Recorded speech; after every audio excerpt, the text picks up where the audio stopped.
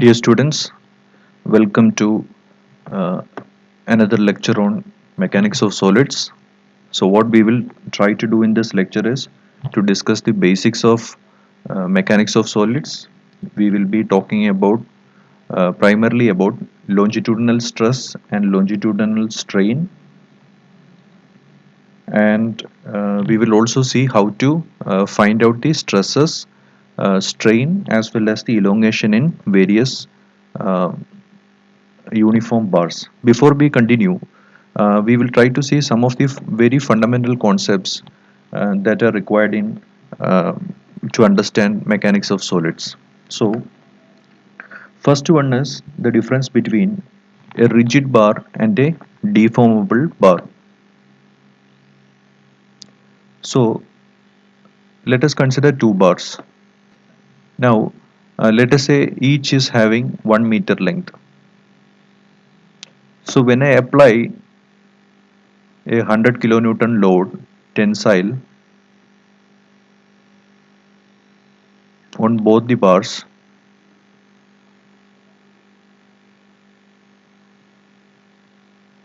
let us assume that after the application of the load also the length of bar A remains same, whereas the length of bar B increases. Let us say the length has now become 1.05 meter.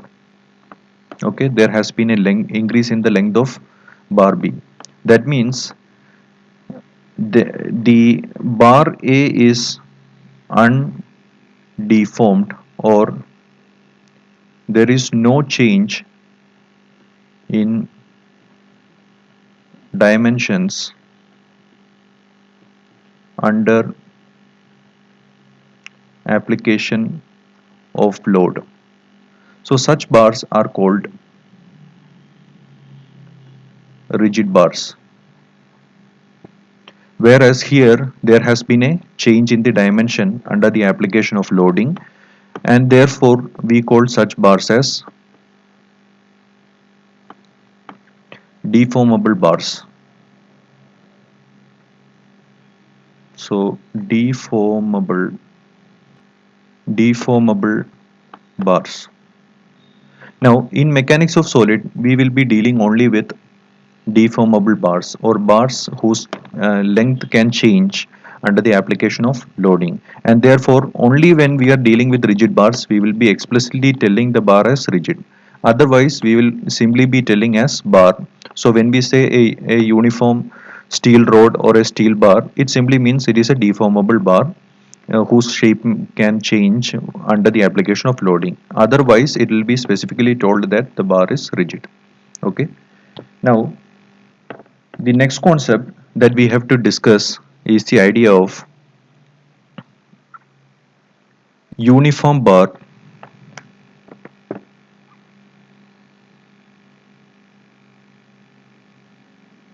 the concept of uniform bar.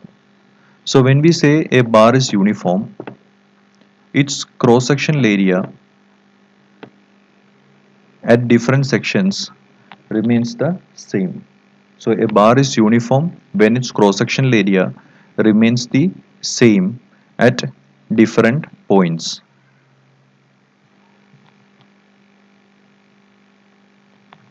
Hello, ഞാൻ വരാം ഒരു 15 minute കഴിയുമ്പോൾ വരാം. 15 minute ഞാൻ വരാം. So that is a uniform bar. That is, the cross section at every point remains the same. Cross section area remains same. Such bars are called uniform bars. Another concept we have to talk about is the concept of homogeneity. So when we say the material of a particular bar is homogeneous, it means that the material has the same properties at all locations. For example, The properties of the material at the point A is same as the properties of the material at the point x2, and the properties are the same as the point x3. So at any point inside the bar, if the properties of the material remains the same, then we call it as a homogeneous material. Similarly, another concept is isotropy. It means that the properties of material is same for all directions of loading. So the property of the material is the same for all direction of loading. That is, whether you give an axial loading or you give a loading in this direction, whichever direction you try to load the material is going to behave with similar properties. So such is a material is known as isotropic material. Now, in mechanics of solid, usually we assume that the material is homogeneous, the material is isotropic. So this is another assumption we will always be using when it comes to strength of materials. Now, the next concept that we need to learn is the concept of stress and strain. So let us consider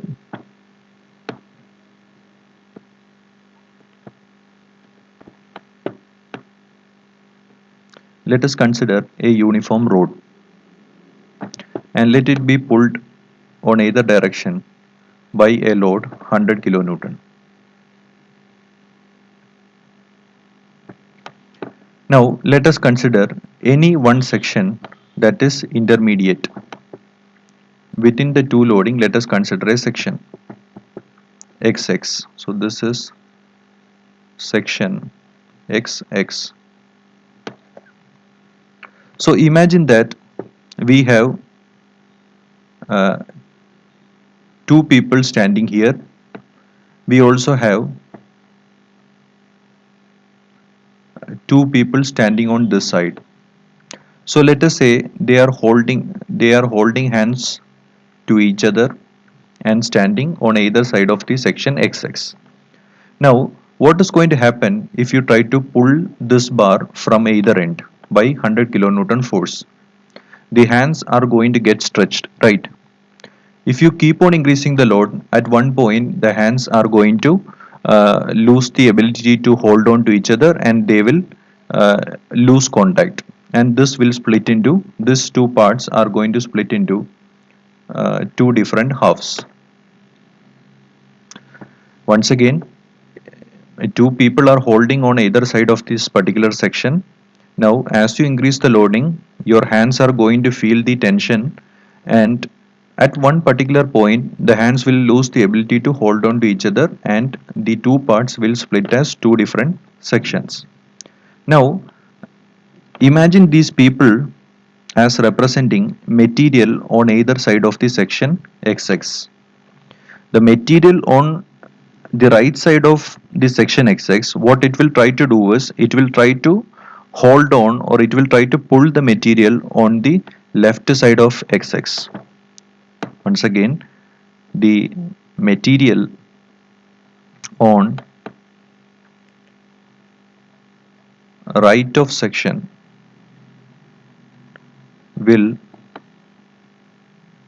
pull the material on left of section, and vice versa. That is, what will the material on the left side in turn do? The material on the left side also will keep try to pull the material on the right side also. So this is what is happening. Now this is what creates stress inside the section, or the bars that we are considering, or the rod that we are considering. Stress is created by this property of the material, by which it tries to uh, hold on to the material adjacent to it. So if you try to identify what is this nature of stress, so we have to draw the free body diagram of the bar that we are considering. So let us try to draw the free body diagram of right of section XX. You can draw either the free body diagram of the left or you can draw the free body diagram of the right. So if I try to draw the free body diagram of the right of the section, there is a load 100 kilonewton here, and this is the section XX. Now, if the right side of section XX has to be in equilibrium, there has to be some force, that will equilibrating force, that should develop here. Okay, so if we apply the equilibrium conditions, we will see that the magnitude of that force will be equal to this external force. If you denote it as P, the equilibrium of the internal force will be same as P. Now what we will do is, we will assume that the stress distribution in this cross section is uniform. So if we assume a uniform stress distribution, that is at every point in the cross section is having the same stress. In reality, the stress distribution is going to be something like this. That is, the stress is going to be maximum at the point where the load is applied, and the stress is going to decrease towards the outside. So this will be the real stress distribution, and this is the uniform or the assumed stress distribution. And let us put that magnitude of stress as sigma. So if sigma, this is the stress, and it is acting over a cross sectional area of the entire cross section, that is A. So we can write an equation for the stress sigma as the internal resistive force per unit area, that is equal to P divided by A. പോവാം പോവാം പോവാന്ന് പോവാം ശരി. Imagine if you considered an arbitrary cross section. Instead of a uniform cross section, if you consider an arbitrary cross section, however, you assume that the stress distribution is uniform. Then let us say at some elemental area dA, the force, that is internal resistive force, that will be developed in the cross section dF will be equal to sigma dA. So if you want to get the total internal resistive force that is developed in the cross section, what you have to do is, total resistive force will be equal to integral dF, that is integral sigma dA. So in this fashion also, you can have an integral equation relating the internal resistive force and the normal stress or the longitudinal stress. Now for the time being, what we have to assume is, we are considering only uniform cross section and longitudinal or axial forces. So stress will be equal to P divided by A. Also, one more thing to mention is the type of loading. So if you consider a bar, the and this is the cross section. Imagine I am applying a load right through the center of the bar. So this is an axis passing through the center of the bar along the length, and this is the center. So I am applying the loading along the center. So such loads are known as axial loads or concentric loads. Imagine, so if you want to define this, it means the line of action pass along the longitudinal axis. So such loads are known as axial loads or concentric loads. Imagine if I am applying the load here,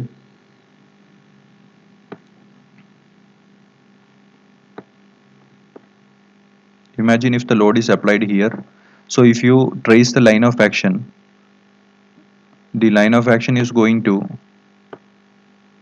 pass through here. So this would be the line of action. And if you see, this particular point is the point where the load is applied. So what that means is, this load is making an eccentricity. So if I take this dimension as B and this dimension as A, this load is making an eccentricity of B by 2. That is, the eccentricity of this load is B divided by 2. Similarly, imagine I am applying load at one of the corners. So if I am applying load at one of the corners, so here I am applying the load here. So this load is having double eccentricity. So this is having an eccentricity of B by 2. It is also having an eccentricity of A by 2. Eccentricity is nothing but the distance of the loads from the centroid. The perpendicular distances of the loads from the centroid, that is eccentricity. So these are some of the concepts. Now, having discussed the concept of longitudinal stress, let us consider the concept of longitudinal strain. Now imagine, under the loading, the initial length was L, and after applying the load, let us say the length has increased by delta L. So we define a quantity known as strain or longitudinal strain. This is represented by epsilon. This is equal to change in length per original length by original length.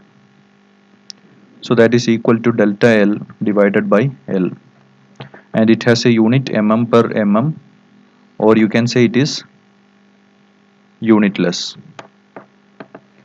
So that is the quantity strain. So strain is a measure of the change in the deformation. Now we have to talk about the stress strain relation, that is the relationship between stress and strain, that is given by Hooke's law. This is the stress strain relation. So what the Hooke's law states is that, so within elastic limit, the stress is directly proportional to strain, that is sigma is equal to E into epsilon, where E is the constant of proportionality and it is also known as Young's modulus of elasticity.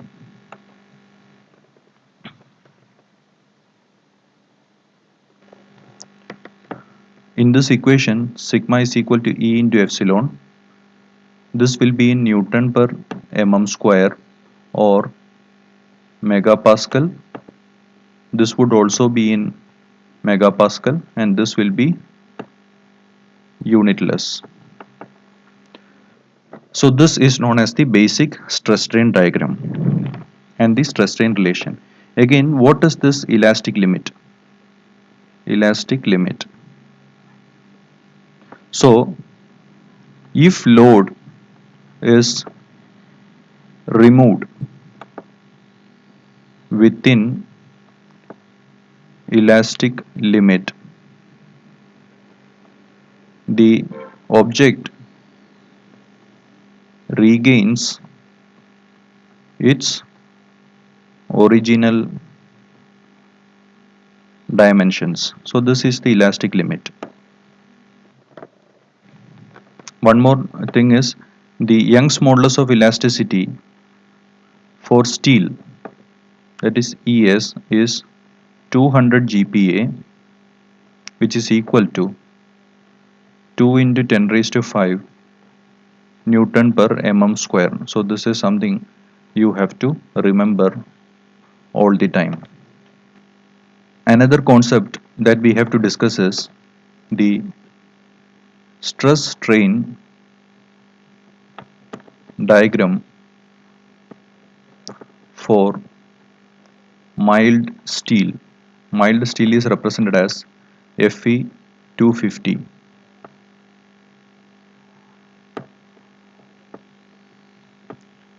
Fe stands for iron, 250 is the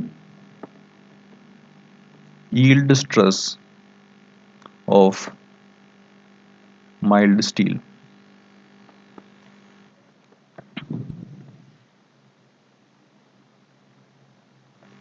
The stress strain diagram is produced by doing tension test on a steel coupon. Coupon simply means it is a steel specimen of a specified length. So tension test has to be done to develop the stress strain curve of mild steel. So the stress strain curve is going to look like this. This will be sigma, this would be epsilon. So there is going to be an initial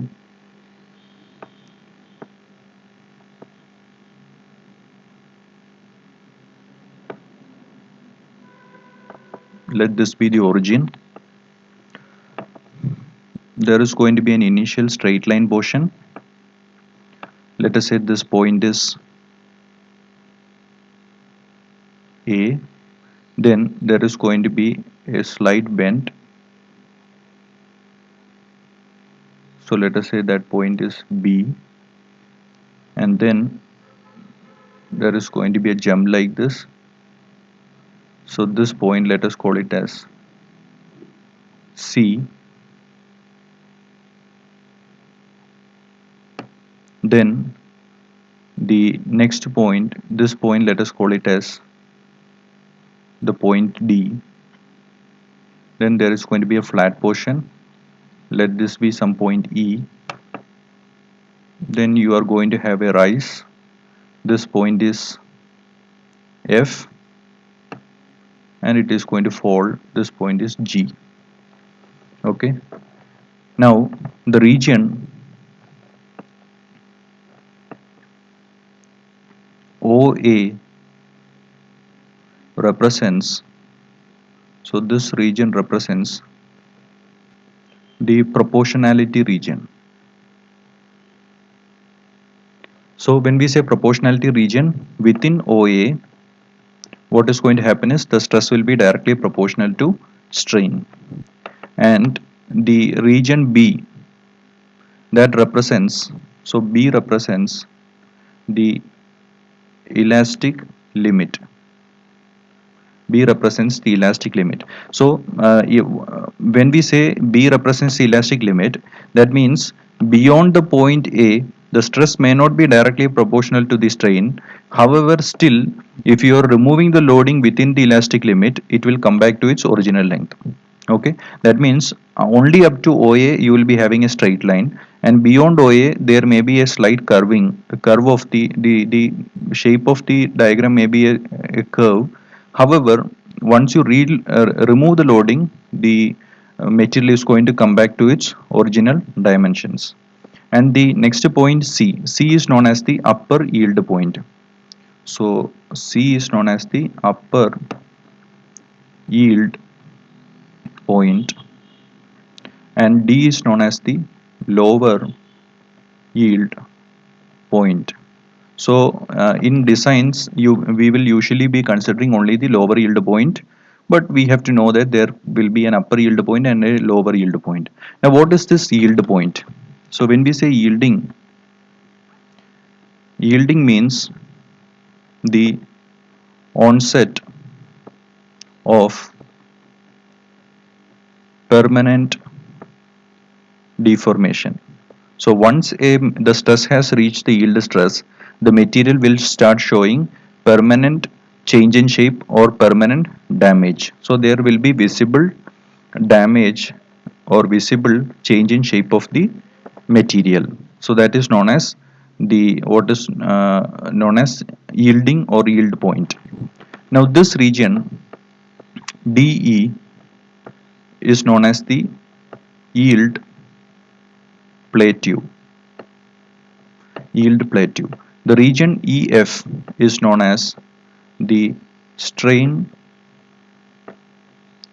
hardening region, and this region is known as the necking region. Okay, or you can call it as the strain softening region. F represents the ultimate stress, or the this is the ultimate stress, the maximum value of the stress the material has reached, and G represents the breaking stress, or the stress at which the material has broken into two pieces. Now, what is the yield plateau, and what is the strain hardening, and what is the necking region? So in the strain hardening region, first of all, in the yield plateau, what you will see is that there is uh, increase in strain, or increase in the dimensions, without increase in stress. So that is something that you will see in the yield plateau region. In the strain hardening region, there is again increase in stress with increase in strain, and then the material reaches the ultimate stress, and after reaching the ultimate stress in the necking region, what you will see is there you will see a decrease in stress with further increase in strain. However, in the once the material has reached the ultimate stress, what will happen is the cross section of the material will start reducing. So you will see a decreasing of the cross section of the material, and finally it will break. So this kind of a breaking is known as a cup and cone failure. Cup and cone failure through necking. Necking represents the gradual reduction in the cross-sectional area of the material once a material has crossed its ultimate stress, resulting in a cup and cone failure. So figures of cup and cone failure can be seen in the textbooks. So that is a necking region. Now, this kind of a stress strain curve that we have drawn is known as a nominal stress strain curve, or an engineering stress strain curve. This is known as a nominal stress strain curve or an engineering stress strain curve. Nominal or engineering stress strain curve. Because here in all the calculations we will be using the original cross sectional area of the specimen. To find the stress, we will only be using the original cross sectional area, and such a calculation is known as the nominal or the engineering stress strain curve. However, in reality,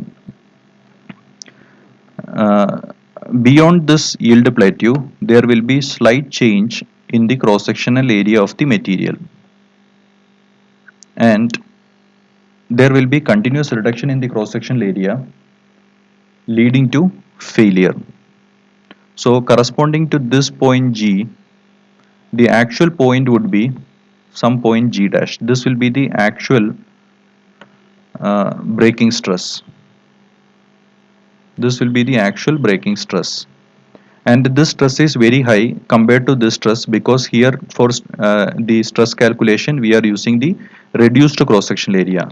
And this kind of a stress strain curve is known as the true or the actual stress strain curve, because we are using the reduced cross sectional area. Okay, so that is the true stress strain curve or the actual stress strain curve. So with this we will stop the discussions for this particular lecture. The main points that we discussed in this lecture are: first one is we discussed that the concept of stress. Stress is nothing but the internal force per unit area, internal resistive force per unit area, and the unit is Newton per mm square. The force has to be Newton, area has to be in mm square, or you can also write this as megapascal. That is one thing. And the relationship connecting force and the stress can be written as sigma dA in case the cross section is non-uniform. So in this way also you can write. The second concept we talked about was the concept of strain, which is the change in length per original length, and this is either the unit is mm per mm or it is unitless. Then the third one was the stress strain relation connecting, or the Hooke's law connecting stress and strain. Stress is directly proportional to strain within elastic limit, and it is the constant of proportionality is the Young's modulus, and it will have the same units as that of the stress. And the modulus of elasticity for steel is 200 gigapascal, or it is 200 2 into 10 raised to 5 Newton per mm square. And the fourth concept that we learned was the idea of the stress strain curve for mild steel. So mild steel, we told that the grade of mild steel is Fe250, where 250 is the yield stress. Other important things that we discussed with regard to the stress strain curve was the different regions of the stress strain curve, the different points of the salient points of the stress strain curve. One was the proportionality limit, another one was the elastic limit, then we have upper yield point and lower yield point, the concept of yield or permanent damage or deformation. We talked about yield plateau, we talked about ultimate stress, we talked about breaking stress. So this much we talked about. Also we talked about strain hardening region, and we also talked about necking or strain softening region. And all these terms were related to what was known as the engineering stress strain curve, or the nominal stress strain curve. Now, we also told that beyond the yield plateau, there is going to be reduction in the beyond the yield plateau. So, beyond yield plateau, there is going to be reduction in cross section. This is known as engineering or nominal stress strain curve because it uses only original cross sectional area in stress calculations. Okay, and beyond the yield plateau, what is going to happen is there is going to be a reduction in cross sectional area, and if this reduced cross sectional area is used for stress calculations, what we will be getting is the true stress strain curve. So here you will be getting the true stress strain curve, or you can call it as the actual stress strain curve. So these values are going to be much higher compared to that of the nominal or the engineering values. So these are the various concepts that we discussed in this class. We'll stop for today, and we'll see in another lecture. Till then, bye.